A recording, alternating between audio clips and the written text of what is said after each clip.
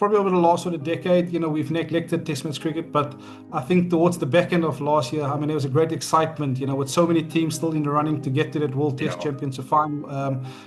And that's the kind of, highlight you want when it comes to Test match cricket. Shubman Gill go to series of 5 tests in England. Yeah, I think it's going to be a challenge for them. Make no mistake, they're a young bunch, and you've lost, the king, Kohli. And I think those guys, as much as, they're there for obviously their seniority, but also their leadership roles are massive. He's been a legend. It's not just Test match cricket. I think he's been a fantastic advert for cricket all round. Come T20, come one day, come Test match cricket. I just think he's been a fantastic advert for cricket and a fantastic role model for. I do feel that Kagiso Rabada, he will have a massive input in the game. I think he's been dwelling a little bit under the radar, obviously in the news for not so quite the right reasons. But having chatted to him a couple of weeks ago, he really looks geared up for this.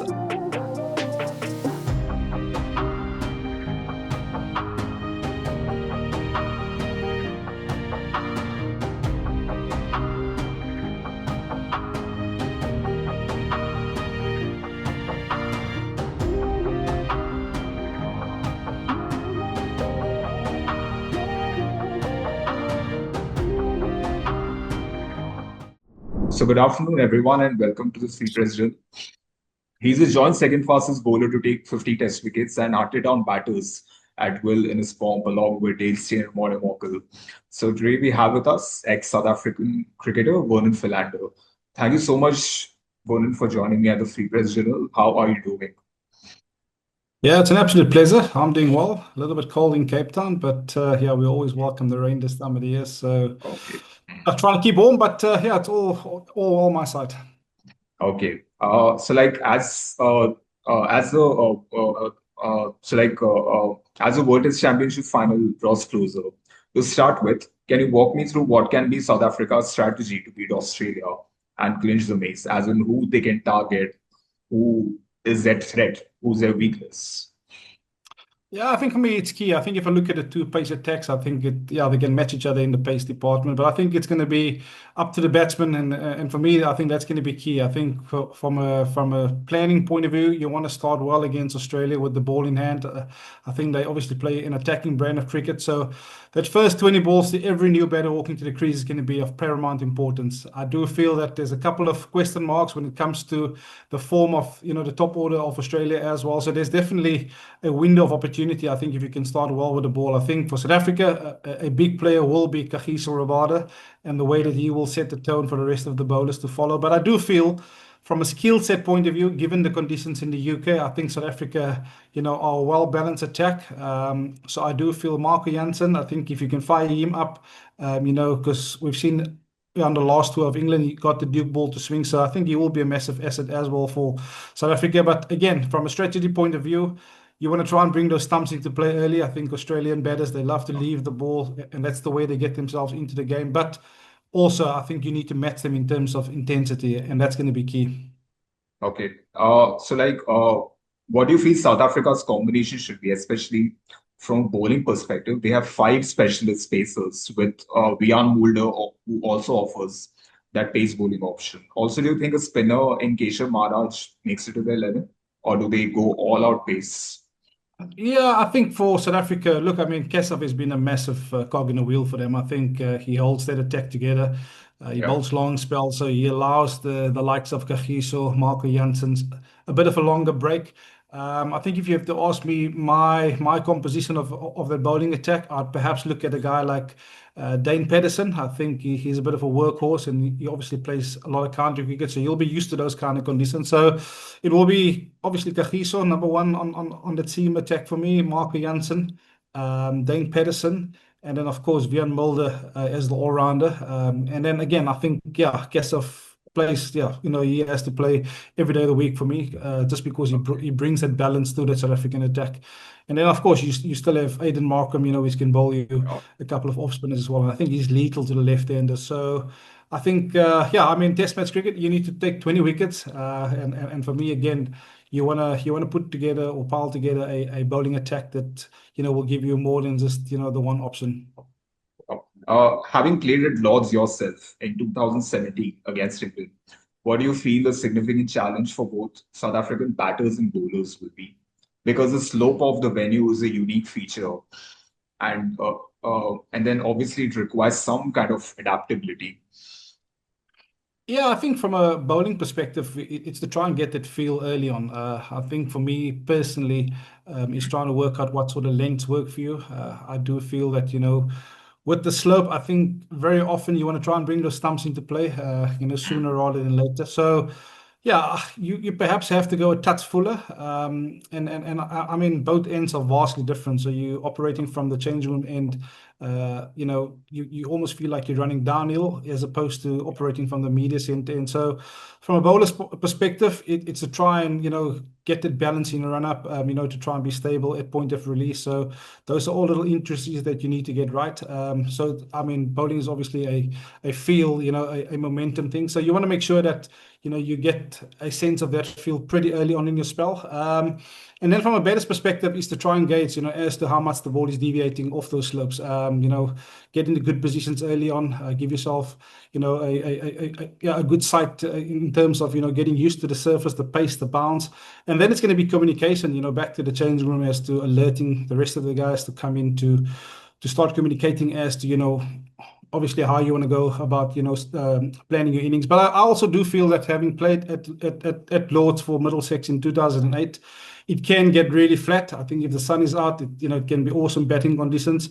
But again, I think from a bowling perspective, you perhaps want to get it, rather you want to touch on the full side than the short side. I think if you're getting cut and pulled at the Lords, I think those are easy boundary scoring opportunities. So if you get batsmen to hit mid off and you bring that inside edge and outside edges into play, I think then you are winning, obviously, as a bowler at Lords. Okay. Also, how significant will it be if actually Temba Bavuma ushers South Africa to WTC glory? Because he's been in and out of the team consistently due to form and injuries. For Bavuma to lead South Africa to victory over Australia at Lords, will it be the most memorable moment in cricketing history? Yeah, I think it's massive. I think South Africa's always been, one of the top cricketing nations when it comes to Yeah. Test match cricket. So I think it's important for, for South Africa. I think our rugby has done phenomenally well over the last, probably 2 decades. So it's important for cricket to also, raise the hand. I think the last time Yeah. we had the maize was that 2012, of course, at Lords, and we've managed to hold on to that maize for about a year and a half, 2 years. So it's important for this young group. I think it's also, they've gone away the last sort of 18 months to create an identity, which they, that's the way they play.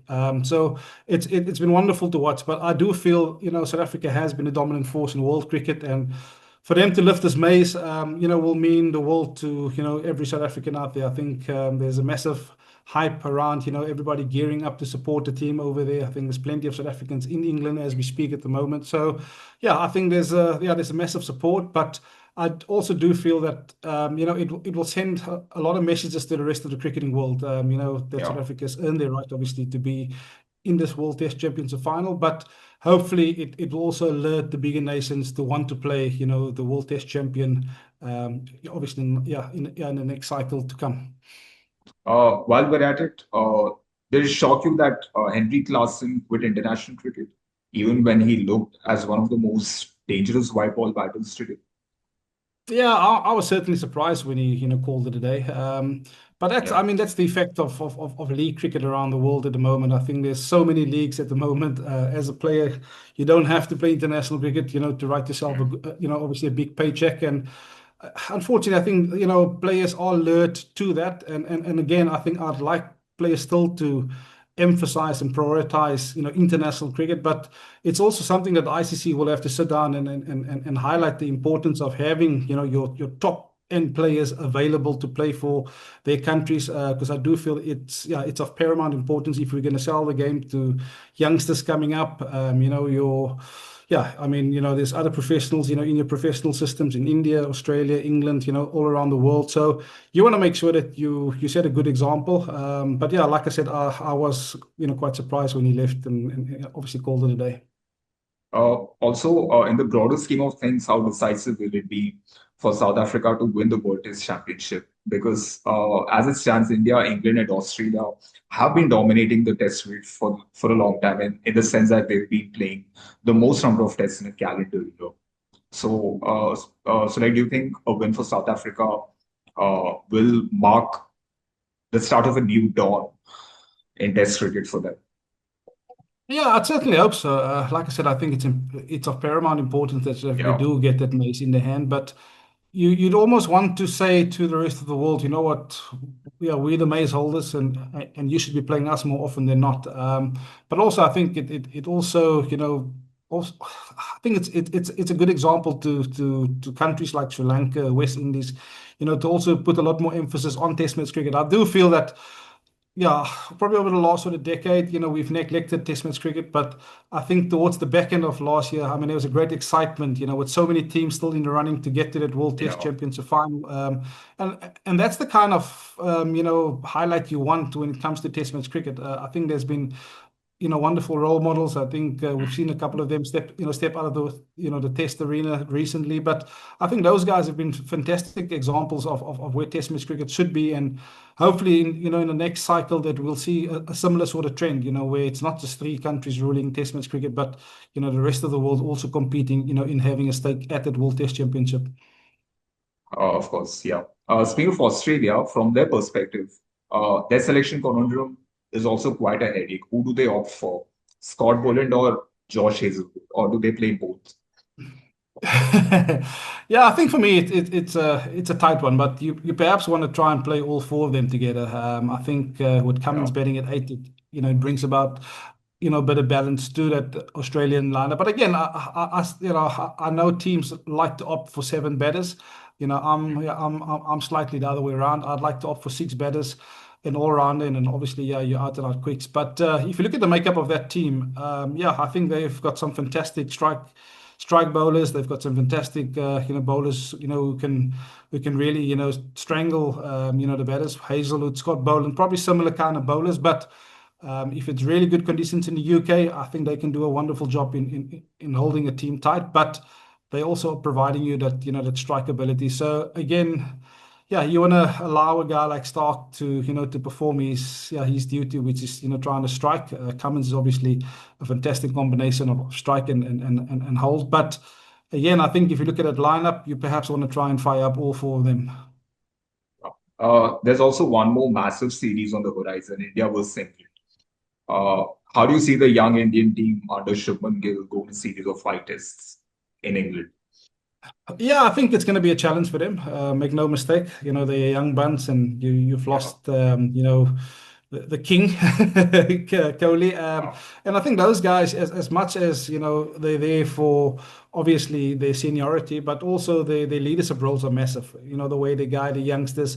But yeah, just back to Sydenham, I think he strikes me as a calm influence, and that's what you need as a leader.